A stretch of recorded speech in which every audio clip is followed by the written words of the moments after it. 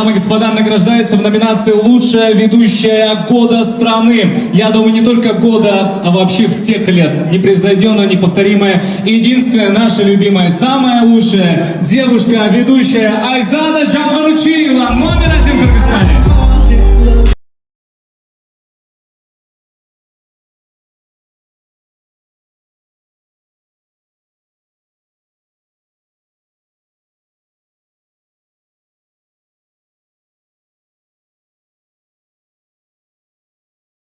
Үчүн кече гана Кыргыз Республикасынын маданиятынын мыкты кызматкери наамына ээ болгон жаркыраган кыз Сайкал Кабылованы тосуп алыңыздар. Кол чоңдор болсун. Ислам кайсыл номинацияга Награждаем в номинации «Голос вдохновения» кыз Сайкал Кабылова. Кол чоңолор тугандар.